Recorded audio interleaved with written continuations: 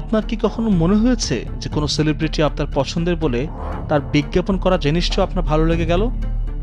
অথবা খুব সুন্দর পোশাক পরা একজন ব্যক্তিকে দেখেই আপনার মনে হলো তিনি নিশ্চয়ই খুব বুদ্ধিমান বা সৎ? যদি আপনার উত্তর হ্যাঁ হয়, তবে আপনি একা নন। মনোবিজ্ঞানের ভাষায় একেই বলা হয় হ্যালো ইফেক্ট। কি এই হ্যালো ইফেক্ট, আর কিভাবে তা আমাদের দৈনন্দিন সিদ্ধান্তকে প্রভাবিত করছে, তা দেখতে চোখ রাখুন আমাদের আজকের প্রতিবেদনে। আমাদের মস্তিষ্ক বড়ই অদ্ভুত। প্রতিদিন হাজারো সিদ্ধান্ত নেওয়ার জন্য সে কিছু সহজ রাস্তা বা শর্টকাট খুঁজে নেয়। হ্যালো ইফেক্ট এমনই এক মানসিক শর্টকাট। সহজ কথায়, কোনো ব্যক্তি বা বস্তুর একটি মাত্র ভালো গুণ দেখে আমরা তার বাকি সব গুণকেও ভালো বলে ধরে নেই।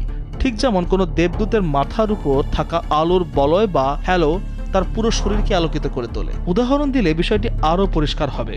ধরুন একজন চাকরি প্রার্থী খুব সুন্দর পোশাক পরে গুছিয়ে কথা বলছেন।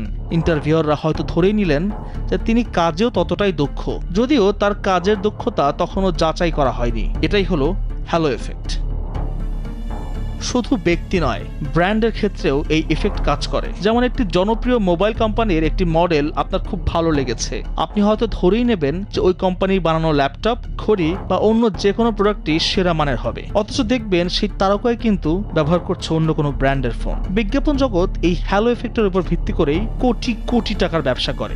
আপনার প্রিয় নায়ক বা নায়িকা যখন কোনো পণ্যের বিজ্ঞাপন করেন, তখন তাদের জনপ্রিয়তার আলোয় পণ্যটিও আপনার চোখে ভালো হয়ে ওঠে। ভাবুন তো, আপনার প্রিয় অভিনেতা বা অভিনেত্রী যখন কোনো সাবানের বিজ্ঞাপন করে বলেন, এটাই আমার সৌন্দর্যের রহস্য, আমরা অনেকেই সেটা বিশ্বাস করে ফেলি। আমরা ভাবি তিনি যখন এত বড় তারকা, নিশ্চয়ই ভালো জিনিসই ব্যবহার করেন। এখানে অভিনেতার স্টারডম বা জনপ্রিয়তাই হলো সেই হ্যালো, যার আলোয় আমরা পণ্যের গুণগত মান বিচার না করেই তাকে ভালো বলে ধরে নেই, যদিও অভিনয়ের সাথে সাবানের গুণের কোনো সম্পর্ক নেই। হ্যালো ইফেক্ট এক ধরনের কগনিটিভ বায়াস বা জ্ঞানীয় পক্ষপাত। আমাদের মস্তিষ্ক দ্রুত সিদ্ধান্ত নিতে চায়, তাই একটি ইতিবাচক বৈশিষ্ট্য দেখেই বাকিগুলোর সম্পর্কে ধারণা তৈরি করে ফেলে।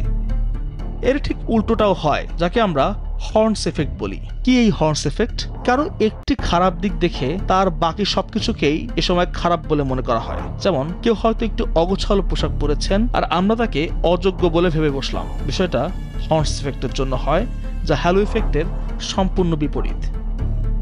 এই হ্যালো ইফেক্টের প্রভাব সুদূর প্রসারী। কর্মক্ষেত্রে যোগ্য প্রার্থী বাদ পড়তে পারেন, বাজারে ভুল জিনিস কিনে আমরা ঠকতে পারি, এমনকি রাজনীতির ময়দানেও একজন নেতার বাহ্যিক রূপ বা কথা বলার ধরন দেখেই আমরা তার যোগ্যতার বিচার করে ফেলি। এর ফলে অনেক সময় সঠিক বিচার বা সিদ্ধান্ত নেওয়া সম্ভব হয় না। তাহলে উপায় কি? মনোবিদরা বলছেন, সচেতনতাই এর থেকে বাঁচার একমাত্র পথ। কোনো ব্যক্তি বা বস্তু সম্পর্কে সিদ্ধান্ত নেওয়ার আগে নিজেকে প্রশ্ন করুন, আমি কি তার একটি মাত্র গুণের দ্বারা প্রভাবিত হচ্ছি, নাকি তার সমস্ত দিক খতিয়ে দেখছি? যুক্তিবাদী মন নিয়ে বিচার করলেই এই অদৃশ্য হ্যালোর প্রভাব থেকে মুক্ত থাকা সম্ভব। সত্যি এটি একটি ভাবনার বিষয়। আমাদের মস্তিষ্ক আমাদের অজান্তেই কিভাবে আমাদের সিদ্ধান্তকে প্রভাবিত করে, তা এই প্রতিবেদন থেকে স্পষ্ট হলো আশা করছি। সুতরাং পরের বার যখন কাউকে বা কিছুকে বিচার করবেন, একবার ভেবে দেখবেন আপনি কি সত্যি তার কাজ বা গুণ দেখছেন, নাকি তার চারপাশের সেই অদৃশ্য আলোর বলয়ের দ্বারা প্রভাবিত হচ্ছেন।